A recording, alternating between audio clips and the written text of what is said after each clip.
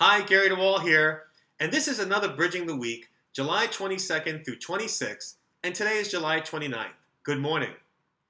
As already reported on my website last week, on Monday, the U.S. Commodity Futures Trading Commission, the UK Financial Conduct Authority, and the Chicago Mercantile Exchange brought enforcement actions and entered into simultaneous settlements for disruptive trading practices by an algorithmic trader. These trades, which involved commodity futures traded on the CME and ICE Futures Europe, were orchestrated by Panther Energy Trading LLC and its manager and sole owner, Michael Corsica. According to the CFTC, the nature of the disruptive practices, spoofing, or layering as the FCA called it, occurred from August 8th through October 18, 2011. Altogether, Panther and Corsica agreed to payments to these regulators totaling $3.1 million US dollars and disgorgement of trading profits equal to $2.7 million US dollars. The CFTC and CME also imposed trading bans. According to the CFTC, during the relevant time, the two respondents utilized an algorithmic program that repeatedly placed small buy or sell orders in the relevant market, followed by the rapid placement and attraction of large contrary orders.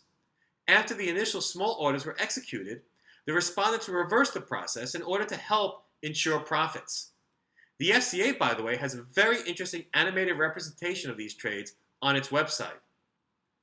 This was the first occasion for the CFTC to use the new 2010 amendments to the Commodity Exchange Act under Dodd-Frank that expressly prohibits spoofing and other types of deleterious market conduct. Again, check out my summary on this matter on my website and valuable lessons learned from this matter.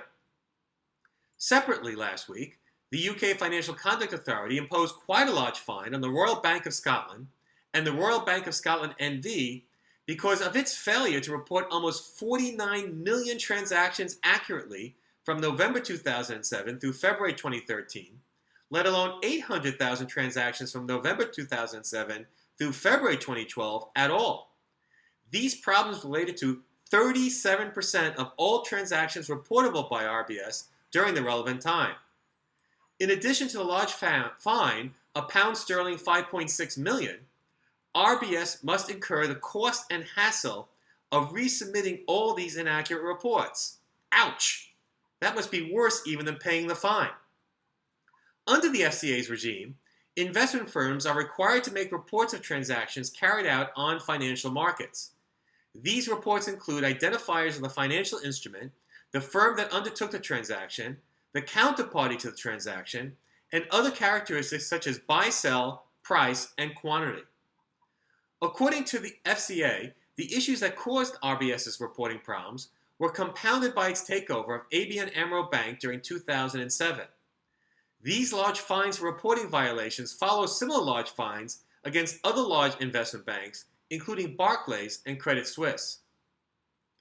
A very interesting NFA settlement was publicized last week that bears some thought, one emanating from a 2012 matter against an NFA member and its former chief compliance officer and chief AML officer for failure to implement an adequate AML program and failure to supervise firm employees carrying out the firm's AML procedures to ensure that they were followed.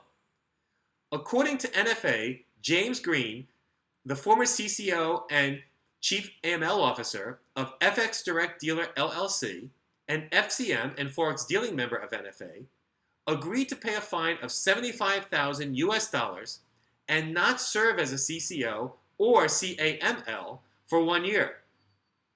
In an October 2012 complaint against both entities, which followed a prior complaint in June 2012, NFA alleged a number of incidents in violations of internal AML procedures, not following up on red flags of suspicious activities or reporting such activities to regulators, and inadequate reviewing of new customers.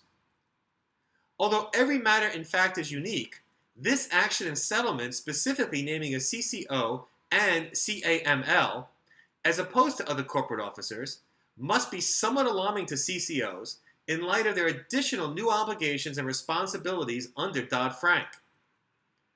Also, last week, sell-side industry participants continued to express concern over the CFTC's proposal to require FCMs to top up with their own funds customer segregated accounts to cover for customers who have been called for but who have not yet paid for their margin calls, even where there is 100% expectation that the customers will fully pay their obligations on a timely basis.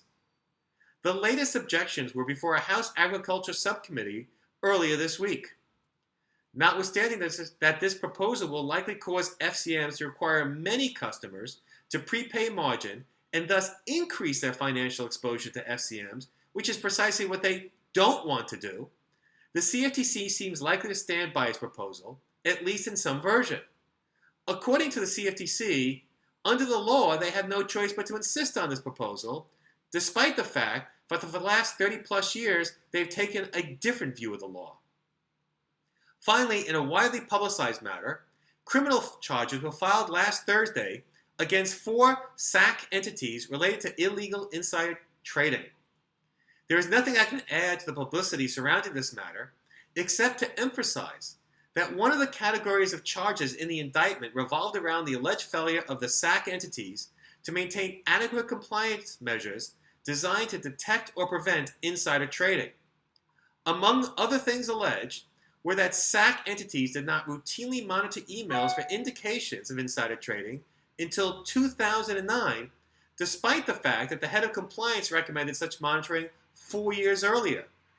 Moreover, despite various guilty pleas by former SAC portfolio managers and research analysts, SAC's compliance department contemporaneously identified only a single instance of suspected insider trading during the relevant time.